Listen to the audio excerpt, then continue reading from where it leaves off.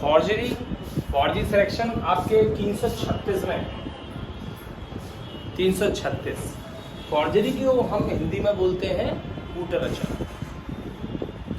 Forgery की जो हम सिंपल भाषा में समझें या उसको फॉर्मूला वाइज हम समझें फॉर्जरी क्या होता है, तो फॉर्जरी का मतलब होता है मिथ्या दस्तावेज रचना और 5 आशय के साथ, 5 में से किसी भी एक आशय के साथ।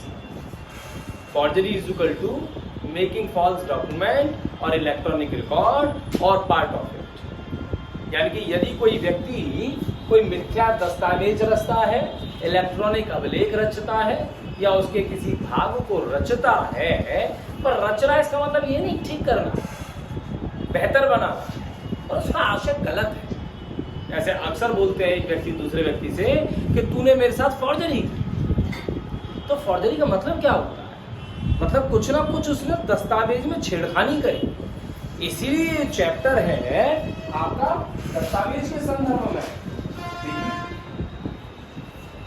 आपका ये चैप्टर है, इसीलिए इस चैप्टर का नाम है दस्तावेज और संपत्ति चिन्ह संबंधी अपराध के विषय में। तो यहाँ से आपका चैप्टर भी नया शुरू हो गया था कि दस्तावेजों के संबंध में कुछ छेड़खानी की जा रही है, ये दस्तावेज के संबंध में अपराध है, शरीर के विरुद्ध नहीं, संपत्ति के विरुद्ध। यानी आप दस्तावेज में डॉक्यूमेंट में कुछ छेड़खानी कर रहे हैं, कुछ फेरबदल कर रहे हैं, तो फॉर्जरी का मतलब आपने कुछ दस्तावेज को बनाया, मिथ्या रचा, और मिथ्या रचने की जो परिभाषा है वो 335 में दी हुई है, 335 बीएनएस की।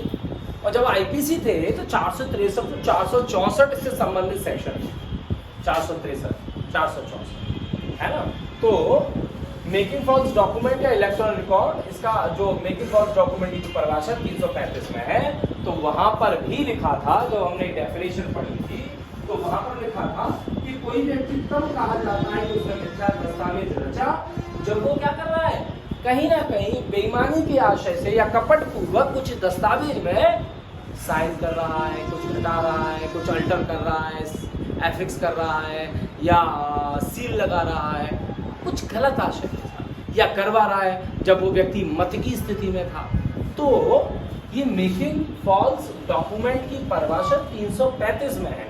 और जब आपने फॉल्स डॉक्यूमेंट बना लिया, और जो फॉल्स डॉक्यूमेंट बनाया आशय क्या था कि मैं डैमेज और इंजरी कराऊं, किसको, पब्लिक को या पर्सन को, या फिर मैं किसी का क्लेम करूं, ये प्रॉपर्टी मेरी है, देखो तुम्हारे साइन हो रहे हैं, मेरा नाम लिखा हुआ है गौरव, तुम्हारी घर मेरा है ना। पर वास्तव में वो आपने सब कुछ लिख दिया था, अभी कुछ लिखेंगे, मुझे इनको देना या उनका देना, इसलिए आपने ब्लैंक छोड़ दिया था, किसको कितना शेयर देना, पर बाद में आपने मुझे वो कागज मिल गया, अपना पूरा नाम लिख दिया। तो मैंने क्या किया, दस्तावेज को रचा और आशय ये था कि मैं किसी प्रॉपर्टी को क्लेम करूं या उसके टाइटल का सपोर्ट करूं। तीसरा ये भी हो सकता है कि मैं चाहता हूं कि कोई व्यक्ति किसी संपत्ति से अलग हो जाए, आपने तो त्याग दी संपत्ति है, या फिर मैं किसी संविदा में भागीदार मतलब एंटर कराना चाह रहा हूँ संविदा में, और या फिर मेरा आशय है फ्रॉड करने का, फ्रॉड कराए जाने का। यदि 5 आशय के साथ मैंने मिथ्या दस्तावेज रचा तो हम बोलते हैं फॉर्जरी। जैसे चेक में मैंने आपको चेक दिया कि आपने मुझे चेक दिया, सर ले लीजिए 10,000 रुपये फीस का, मैंने 0 उठा दिया, या फिर आपके पास एक चेक रखा हुआ था, पापा ने आपको खर्चे के लिए दिया, नाम नहीं लिखा था, अपना नाम भर दिया, मेरा नाम अपना भर दिया, तो ये हो गया फॉर्जरी, मिथ्या दस्तावेज रचना, और इससे ये हुआ नुकसान ही हुई, इसलिए फॉर्जरी। ठीक है, तो ये अक्सर जो आता है बस फॉर्जरी आता है। प्रीमिस के अब जो इलस्ट्रेशन